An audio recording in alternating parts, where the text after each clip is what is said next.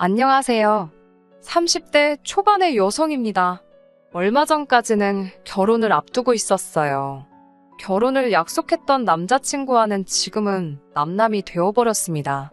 결혼을 장사로 생각하려던 것도 모자라 아들 장가 보내는 걸 핑계로 어떻게 한몫 챙겨보려던 남자친구 어머니에게 질려서 그렇게 되었네요. 자랑할 만한 일은 아니지만 그래도 어디 말하지도 못할 일이라서 쉬쉬하고 있다가 이렇게 제 속이나마 조금 후련해보고자 이렇게 사연을 적게 되었습니다. 저와 남자친구는 술자리에서 만났습니다. 모처럼 친한 여자친구들하고 모였던 자리인데 우연히 남자친구 테이블과 합석을 하게 되었어요. 저는 그런 자리를 좋아하지 않는데 다른 친구들이 원하니 어쩔 수가 없었네요. 그러다 남자친구와 바로 옆에 앉게 되었고 몇 마디 이야기를 나누게 되었는데 생각보다 말이 너무 잘 통하는 거예요. 어느덧 시간은 늦어 집에 가야 할 시간이었고 남자친구가 다시 한번 만나고 싶다면서 제 연락처를 물어보더군요. 저도 술이 어느 정도 오른 탓에 제 연락처를 주긴 했지만 진짜 연락이 올 거라곤 생각지 못했습니다. 하지만 이튿날 남자친구가 저에게 잘 들어갔냐며 연락을 해왔고 그 일을 계기로 저희는 2주 동안 5번이나 더 만났어요. 대화도 잘 통하고 취향도 비슷해서인지 금방 사귀는 사이가 되었습니다. 남자친구와 사귀고 1년 정도 지나자 남자친구는 저를 자기 가족에게 소개시키고 싶어 했습니다. 하지만 저는 결혼에 대한 확신 없이 굳이 가족까지는 만날 필요가 없다고 생각했어요. 이유가 어떻든 사람끼리 만나면 정이 들기 마련인데 제가 남자친구랑 헤어지기라도 하면 마음 아프니까요. 그렇게 1년이란 시간이 더 흐르고 제 생일이었습니다. 남자친구가 저에게 프로포즈를 해왔어요. 꿈에 그리던 장미꽃에 촛불이 켜져 있는 그런 로맨틱한 프로포즈는 아니었지만요. 사실 사귀면서 알게 된 건데 남자친구의 수입은 어머님이 관리하고 계셨습니다. 처음엔 저도 이해할 수가 없었어요.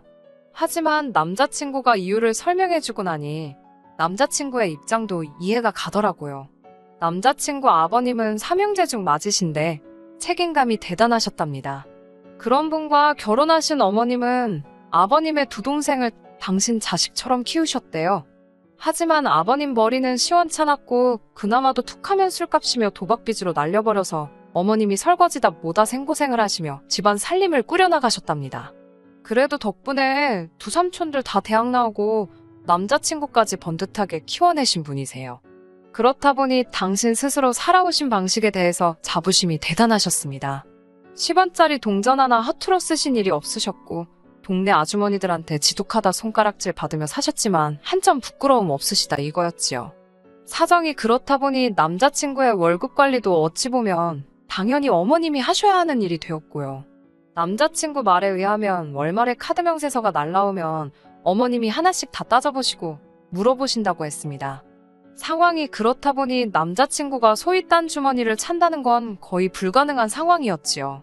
그 와중에 이벤트는 가당치도 않았고 저도 잘 알고 있었습니다. 그나마 어떻게 용케도 반지 하나는 준비했다 싶어서 그게 참 감동적이었어요. 이런 남자랑 어떻게 결혼하려고 했냐고요? 남자친구 말이 어머님께서 분명히 자기가 결혼하게 되면 경제권을 넘겨주신다고 약속하셨다 했습니다. 저는 그 말을 철석같이 믿었고요. 아무튼 본론으로 돌아와서 프로포즈를 받고 며칠 뒤가 남자친구 아버님의 생신이었습니다. 남자친구는 그때 집에 같이 가서 식사도 하고 인사도 드리면 어떻겠냐고 물었습니다. 저도 그게 좋은 생각 같았어요. 아버님이 좋아하신다는 홍삼 세트와 어머님 선물로 꽃바구니를 준비했어요. 나름 선물 중에서는 무난하다고들 하는 걸로 준비를 했는데 저는 이걸로 욕을 먹게 될 줄은 정말 상상도 하지 못했습니다. 저도 본가가 서울이었고 남자친구도 본가가 서울이었기 때문에 이동 자체가 어렵거나 복잡하지는 않았습니다. 하지만 남자친구의 동네에 도착했을 때 워낙 비슷하게 생긴 연립주택들이 많아서 조금 고생하긴 했네요. 남자친구에게 집 앞으로 나와달라고 부탁을 하기 위해 전화를 걸었지만 받질 않더라고요. 결국 양손에 짐을 든 상태에서 이 골목 저 골목 뒤지느라 약속했던 시간보다 10분 정도 늦게 도착했습니다. 초인종을 누르니 어머님이 나오셨는데 반겨주는 기색이 아니라 저를 한번 힐끗 보시더니 시큰둥하게 들어오라고 하시더군요. 그런데 그 눈빛엔 며느리 될 사람을 처음 만난다는 기색은 전혀 없었고 짧은 찰나지만 첫 인상으로 저를 평가하시는 느낌이라 괜히 주눅이 들었습니다. 물론 제가 지나치게 생각했을 수도 있지만 다정하게 인사 한마디 안 해주시니 서운했어요. 제가 남자친구에게 좀 나와주지 그랬냐고 살짝 투정을 부렸더니 어느샌가 그걸 들으신 어머님께서 어른들 앞에서 남편 될 사람 무안 주는 거 아니라며 한마디 하셨습니다. 저도 모르게 죄송하단 소리가 입에서 튀어나왔어요. 시부모님께 드릴 선물을 들고 있는 두 손이 민망하여 일단 것을 한쪽에 내려놓으니 어머님께서 이쪽으로 가져오라 하셨습니다. 아버님 선물을 보시더니 얼마 줬냐고 물으시더군요. 정확히 얼마짜리라고 말씀드리는 것도 좀 웃긴 것 같아서 잘 모르겠다고 둘러댔습니다. 그러자 당신 핸드폰을 꺼내서는 검색을 해보시더라고요. 가격이 궁금하신 그 마음이 이해가 안 되는 건 아니지만 그래도 그렇지 사온 사람이 앞에 있는데 저를 바로 앞에 두고 그게 얼마나 하는지 가격을 찾아보는 건 예의가 아니지 않나요? 저도 물건 살 때 최저가 확인하고 사긴 하지만 선물 받은 걸 굳이 찾아보고 하진 않거든요. 특히나 당사자 앞에서 그건 실례잖아요. 제가 사간 홍삼이 10만 원이 조금 넘는 제품이었는데 어머님께서는 저더러 너는 돈을 쓸 때 무슨 기준으로 쓰냐며 물어보시더군요. 무슨 뜻인지 잘 모르겠어서 그게 무슨 말씀이시냐고 물어봤더니 인터넷에 홍삼이라고 검색하면 얼마나 많은 제품이 나오는 줄 아냐입니다. 저는 아버님 드릴 거라서 제일 유명한 회사 거로 산 거라고 말씀드렸더니 저보고 세상 물정을 그렇게 모르냐고 그게 다 상술에 놀아나는 거라고 홍삼이 다 거기서 거기지 회사가 너 같은 애들 꼬시려고 얼마나 광고에 돈을 많이 쏟아붓는 줄 아냐면서 다음부터는 제일 싼 거로 사오던지 아니면 그냥 돈으로 가져오라고 하셨습니다. 비록 제가 홍삼을 직접 만든 건 아니지만 엄연히 제 마음과 성의가 들어간 건데 그렇게 말씀하시니 너무 야속하게 느껴졌습니다. 하지만 어머님은 제 불편한 마음은 눈치채지 못하셨는지 하시던 말씀을 계속하셨어요. 꽃 같은 것도 나가면 길바닥에 천지가 꽂히고 풀떼기라면서 이런 걸 왜 돈 주고 사냐고 하셨습니다. 꽃이 보고 싶으면 산에 가면 된다고요.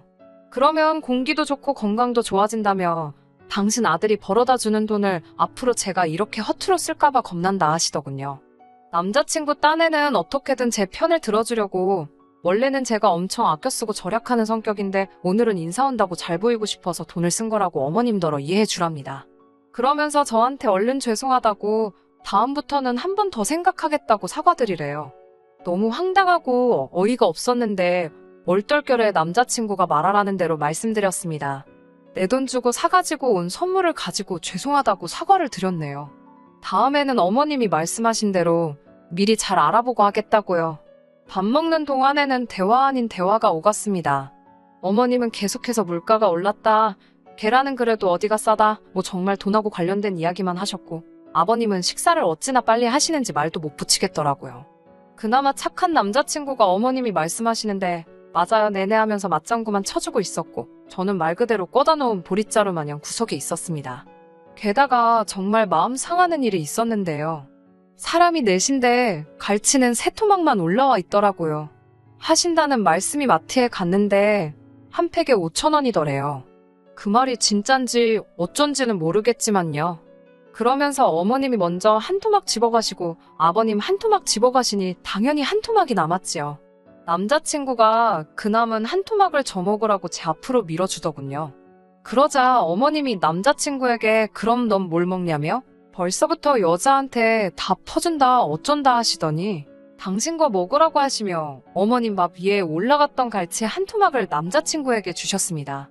그 모습을 보는데 제가 그 남은 마지막 한 토막을 먹었다간 곱게 소화 못 시키겠다 싶더라고요. 결국 남자친구에게 생선은 잘 못 먹는다고 너나 먹으라고 줘버렸습니다.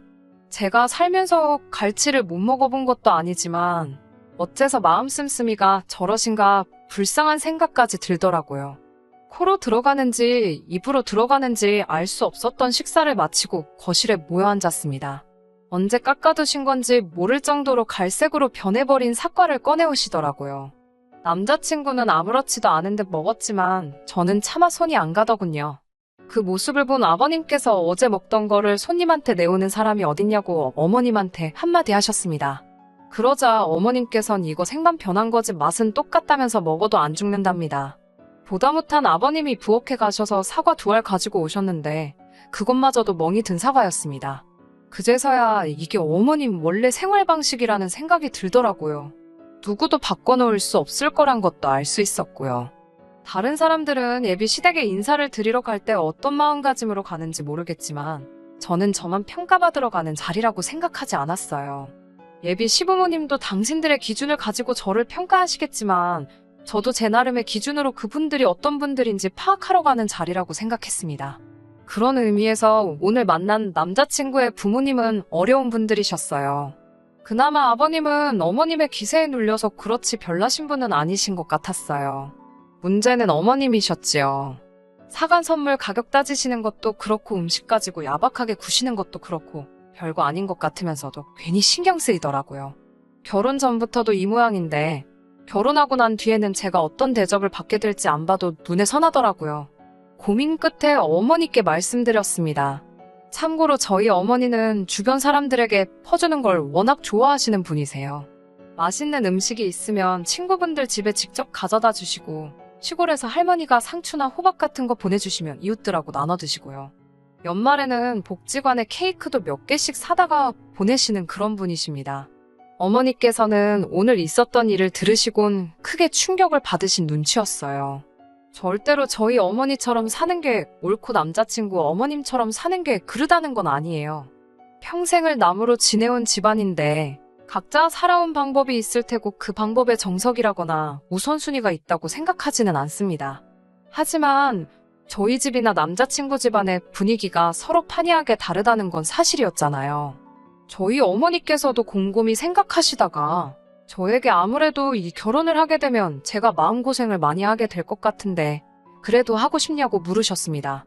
솔직히 저도 그럴 것 같아서 무섭긴 한데 남자친구와 얼마나 만나왔고 제가 얼마나 만나온 건 둘째 치더라도 남자친구는 정상적인 사람이고 생각하는 것도 어머님과는 다르다고 결혼을 한다고 해서 내가 남자친구 어머니와 살게 될 것도 아닌데 남자친구 문제가 아니라 어머니 때문에 결혼을 하지 않는 게 맞는 건가 솔직히 헷갈린다고 말씀드렸습니다. 그러자 어머니께서 그럼 상견례부터 먼저 진행해 보는 게 어떻겠냐고 엄마 대 엄마로 만나보고 서로 조율할 수 있는 게 있다면 다시 이야기해보는 게 방법이 아니겠냐며 저를 달래주셨습니다. 그렇게 상견례 자리까지 갖게 되었습니다. 남자친구 말이 부모님이 차가 없으시니 집에서 가까운 쪽에 자리를 잡기를 원하신다고 하는데 그래봤자 양가가 다 서울인데 서울만큼 대중교통이 잘 되어 있는 곳이 또 어디 있다고 뭐하러 남자친구 부모님 편의만 받으리냐 하는 생각이 들었어요.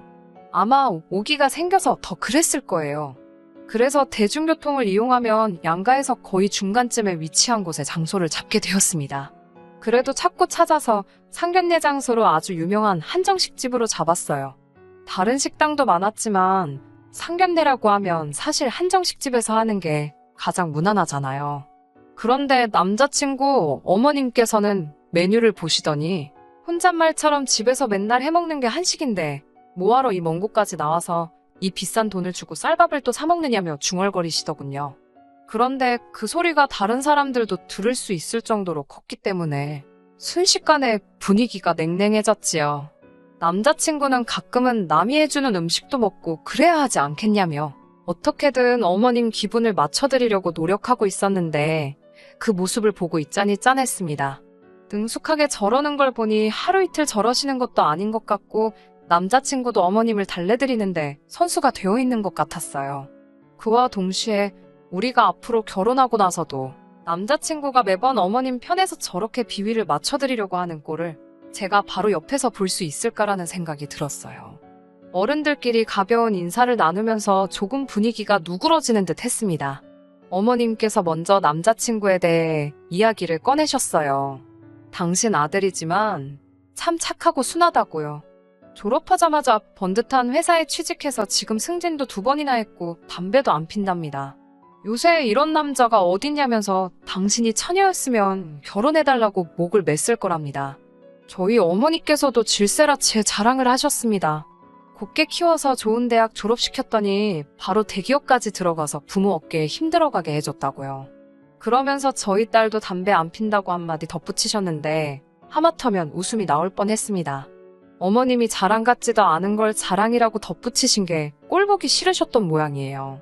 어느 정도 양가 어머님들의 자식 자랑이 오가고 나서 본격적으로 결혼식과 신혼 살림에 관한 이야기가 나왔습니다. 남자친구 어머님께서는 요즘에 남녀가 어디 있냐면서 반반씩 부담하자고 하셨고, 저희 어머니도 그 점에 대해서는 이견이 없다 하셨습니다. 그런데 문제는 반반씩 부담하는 데 있어서 서로 생각하는 금액이 달랐습니다. 저희 어머니는 양쪽에서 1억 5천씩, 그렇게 합쳐서 3억은 있어야 서울에 그래도 전세 아파트 하나는 구하지 않겠냐 말씀하셨습니다. 하지만 남자친구 어머님께서는 처음부터 그렇게 여유있게 시작하면 애들이 소위 배가 불러서 안 된답니다. 무조건 고생을 해봐야 된다고요. 그러면서 아버님 서재와 남자친구가 쓰는 방을 내어줄 테니 저희가 시댁에 들어와서 살게 하면 어떻겠냐고 하십니다. 그리고 지원해 주시려던 1억 5천은 당신한테 맡기면 당신이 잘 관리해 주시겠다고요. 당연히 저희 어머니께서 그게 무슨 말씀이시냐 말도 안 된다고 했죠. 그러자 남자친구 어머님께서는 1억 5천을 생판 남한테 주고 전세로 들어가 살면 그건 그 집주인의 배만 불려주는 꼴인데 뭐하러 그러냐며, 차라리 저희가 한 집에 들어와서 살면 제가 자기한테 살림도 배우고 저희 어머니는 맡겨놓은 돈으로 이자 몇 푼이라도 벌 수 있으니 그거야말로 누이 좋고 매부 좋고 일석이조가 아니고 뭐겠냐고 하시더라고요. 듣다 못한 남자친구도 아버님도 그게 무슨 소리냐고 적당히 좀 하라고 어머님을 말리려고 들었지만 제가 보기엔 소용없었습니다. 오로지 어떻게든 그 1억 5천을 당신 주머니에 넣어야겠다는 생각뿐이신 것 같았어요. 저희 엄마도 어떻게든 대화 주제를 돌리려고 노력하셨습니다. 집 문제는 다시 천천히 이야기하기로 하고, 그럼 혼수나 예단은 어떻게 했으면 좋겠냐고 하니 어머님께서는 혼수는 걱정하지 말라 하셨습니다. 본인 집에 밥솥이며 냉장고며 다 있는데 그런 게 뭐가 필요하냐고요. 그냥 몸만 들어와서 살면 된다고. 그리고 원한다면 아버님 서재와 남자친구가 쓰는 방 사이에 있는 벽을 트고 문을 만들어서 거기를 한방처럼 크게 쓸 수 있게 만들어주고 도배랑 장판도 새로 해주신답니다. 마침 남자친구 방이 남향이라 그쪽은 해도 잘 든다고 하시는데 어이없어서 실소만 나왔어요. 그러면서 활용점정이랄까요. 그러니까 혼수랑 예단은 필요가 없고 대신 자기 집에서 저희가 얹혀 살게 되는 거니 앞으로 생활비를 보태는 게 좋겠다고 하시네요. 내 집에 들어와서 사는 거 살갑한다 생각하고 한 달에 생활비로 100만 원씩 내랍니다. 이쯤에서는 어머님이 도대체 돈 계산을 어떻게 하시는지 가늠도 안 되고 이 결혼은 쫑났다 싶더라고요. 완전히 무슨 아들 팔아서 장사하시는 거잖아요. 남자친구는 고개를 푹 떨군 채 한숨만 내쉬고 저도 할 말이 없어서 부모님께 그냥 가자고 했습니다. 저희 부모님도 화가 많이 나신 눈치였지만 제 남자친구 입장도 있고 하니 더는 말씀 안 하시고 저희 아버지께서 이 결혼은 좀 더 생각해봐야겠다고 마무리를 지으려고 하셨어요.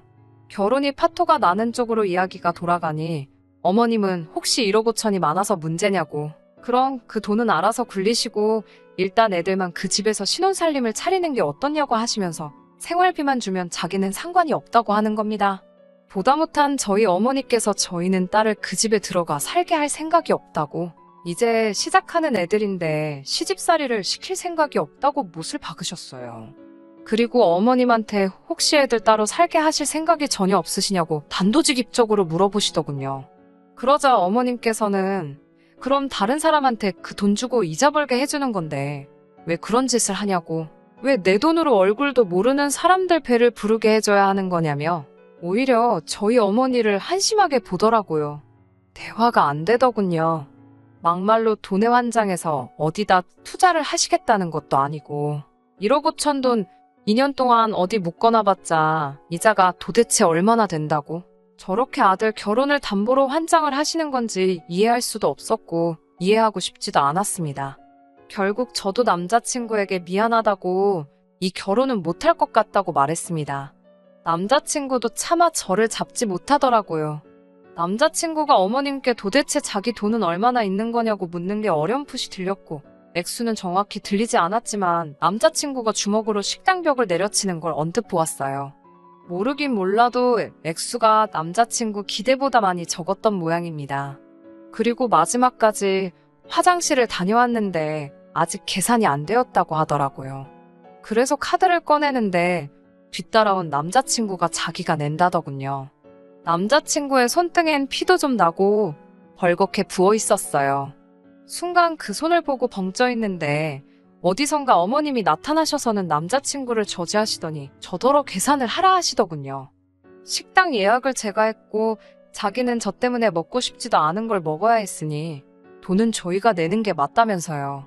남자친구가 어머님을 향해 도대체 왜 그러시냐며 소리를 질러댔고 저희는 식당 직원 앞에서 너무 쪽팔려서 죽는 줄 알았습니다. 그리고 며칠 동안 남자친구로부터 연락이 없었습니다. 저도 어떻게 도와줄 수 있는 일이 아니라서 먼저 연락하지 못했습니다. 결혼은 현실이라잖아요. 결국 한참이 지나서야 남자친구한테 연락이 오긴 왔네요. 자기가 정말 미안하고 사과를 해왔습니다. 다시 시작하자는 말을 하면 어쩌나 했는데 다행스럽게 그런 말을 꺼내진 않더라고요. 그날 어머님하고 무슨 말을 했길래 그렇게 화가 나 있던 거냐 물어봤더니 여지껏 남자친구 돈을 관리해준다며 가져가셨던 돈이 얼마인지 물었는데 그 돈이 4천만 원밖에 없다고 하시더래요.